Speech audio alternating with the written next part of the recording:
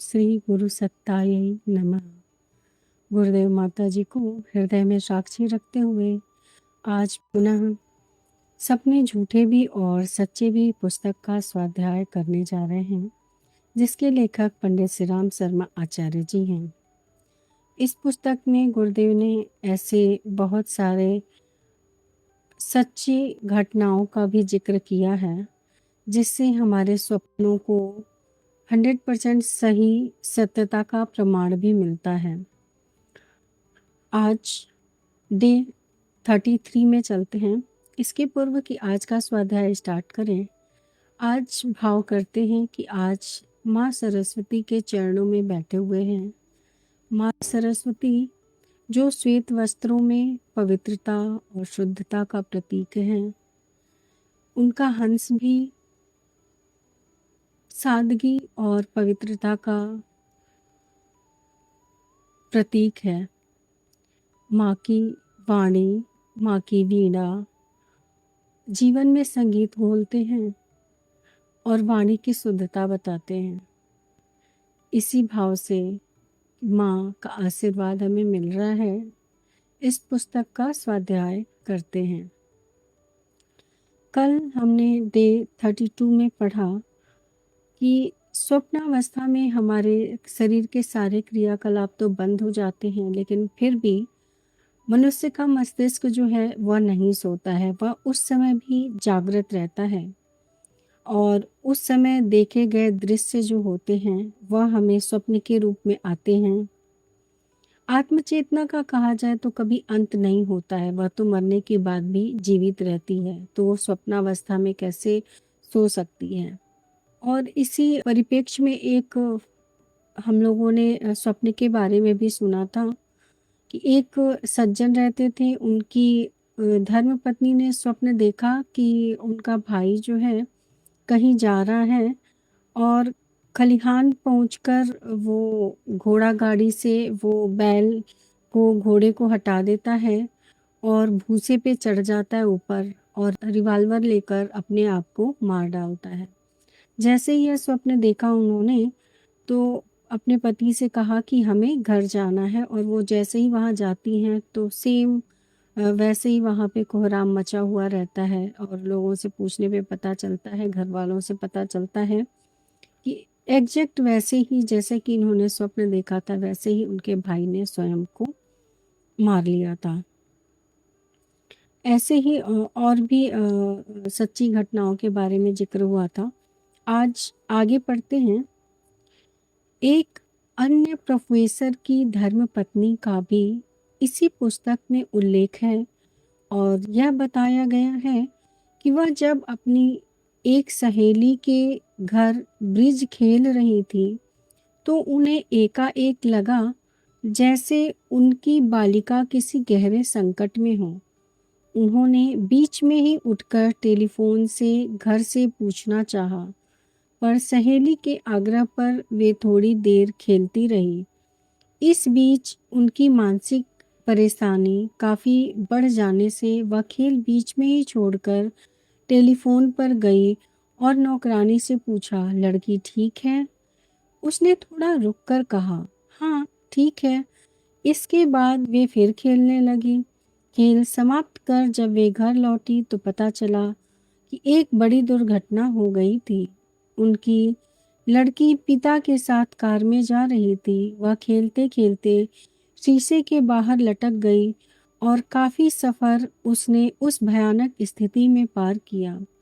जब एक पुलिस वाले ने गाड़ी रोकी तब पता चला लड़की मजबूती से कार की दीवार पकड़े न रहती तो किसी भी स्थान पर वह कार से कुचलकर मर गई होती। नौकरानी ने कहा, चूंकि बच्ची सकुशल थी इसलिए आपको परेशानी से बचाने के लिए झूठ बोलना पड़ा।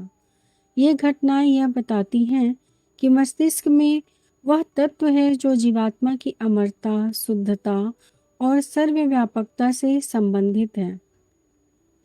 मतलब जिस समय उनको यह आभास हुआ उस समय वह घटना क्रम चल रहा था और हमारी आत्मा इतनी शुद्ध और निर्मल होती है कि ऐसी चीज़ों से, जिससे पीछे भी बताया गया है कि जिससे हम बहुत अधिक घनिष्ठता संबंध रखते हैं।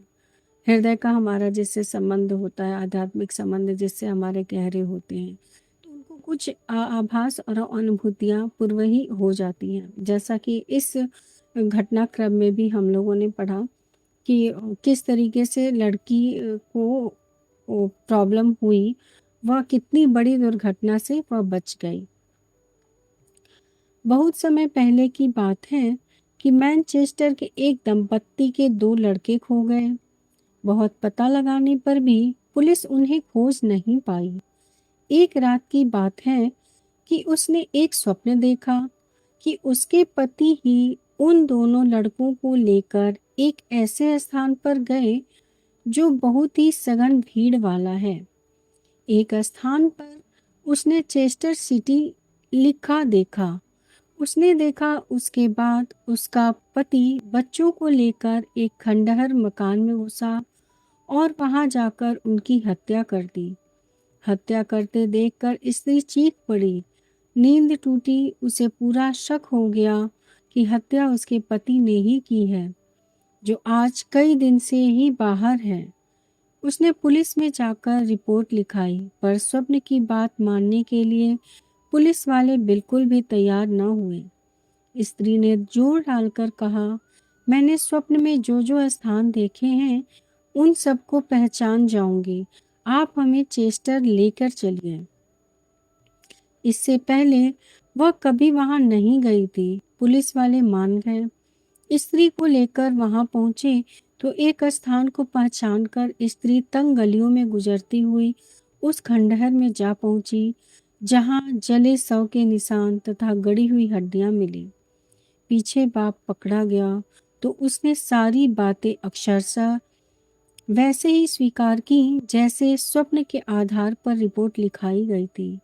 लोग छुपकर पाप करते हैं और यह मानते हैं कि उन्हें तो कोई देख ही नहीं रहा, पर यह घटना बताती है कि कोई एक जागृत देवता सब कुछ देखता सुनता रहता है। भले ही उसका विधान देर से समझ में पाए, पर वह कष्ट देने और दिलाने से चूकता नहीं। यहाँ पर भी हमने वही देखा कि इनकी स्वप्न में जो इन्होंने देखा अक्षरशः वह बात सामने स्पष्ट रूप से प्रकट हो गई, एकदम सत्य पता चली। ये बात अलग है कि पहले लोग मानते नहीं हैं, उनको तो प्रूफ चाहिए ही होता है, लेकिन हमारा जो कनेक्शन होता है हृदय का, वो बड़ा ही गहरा होता है। यहाँ भी वही हृदय का ही कनेक्शन था जिसकी वजह से उनको इस तरह के स्वप्न आए। और ये बात तो बिल्कुल सच है कि अगर हम कभी भी ऐसा सोच रहे हैं कि कोई नहीं देख रहा, हम किसी और से छुपकर भी अगर कोई कार्य करते हैं, तो 24 घंटे एक एक क्षण वह परमात्मा तो हमें देख ही रहा है। जिस दिन हमें इस बात का एहसास हो जाता है, तब हम शायद ऐसी गलतियां, ऐसे कुछ भी कुकर्म करना छोड़ देते हैं। मैनचेस्टर की एक स्त्री ने एक रात में 3 बार एक ही स्वप्न देखा। उसकी लड़की मोटर एक्सीडेंट का शिकार हो गई है। प्रातःकाल वह स्वप्न सच निकला। जब इस आशय का समाचार मिला कि रात लड़की एक्सीडेंट में मर गई, स्वप्न और एक्सीडेंट के समय में विचित्रता यह थी कि पहली बार का स्वप्न भविष्य सूचक था। दूसरी बार जब वह स्वप्न आया, ठीक उसी दुर्घटना के समय आया। तीसरी बार का स्वप्न भविष्यदर्शी स्वप्न था। यह घटना यह प्रमाणित करते हैं कि हमारे कितने ही स्वप्न ऐसे होते हैं जिन्हें हम समझ नहीं पाते, पर जो वस्तुतः किन्हीं घटनाओं से संबंधित होते हैं। चित्त शांत और निर्मल हो तो न समझ में आने पर भी घटनाओं के पूर्वाभास द्वारा आत्मशोधन प्रक्रिया का संचालन किया जा सकता है।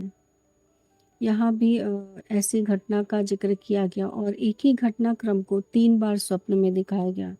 पहले तो भविष्य के लिए था कि ऐसा हो सकता है, और जिस समय हो रही थी यह घटना उस समय भी देखा, और तीसरी बार वही स्वप्न उन्होंने जब देखा वह जब होने ही वाला था। तो 3 बार यह स्वप्न आया और अगर व्यक्ति का चित्त शांत हो, मन निर्मल हो, तो ऐसे जो पूर्वाभास होते हैं वह कहीं न कहीं हम सभी को होते ही रहते हैं। हम उस पे अगर थोड़ा-सा भी नोटिस करते हैं तो हमें इस बात का पता लग सकता है। आज के लिए इतना ही। गुरुदेव से प्रार्थना, आज हमने जो भी पढ़ा उसे हम आत्मसात कर पाएँ और इसमें सबसे प्रमुख बात कि हम अपने मन को निर्मल, शुद्ध और सात्विक करते चले जाएँ और उसके लिए डेली प्रयासरत रहें और गायत्री मंत्र को जीवन में अवश्य और अवश्य ही शामिल करें, ताकि हमारा मन पवित्र होता चले, हमारा चित्त शांत होता चले और हमारे विचार शुद्ध होते चलें। ओम भूर्भुवः स्वः तत्सवितुर्वरेण्यं भर्गो देवस्य धीमहि धियो यो न प्रचोदयात्। सभी को गुरुदेव माता जी का बहुत सारा प्यार, बहुत सारा गुरुदेव।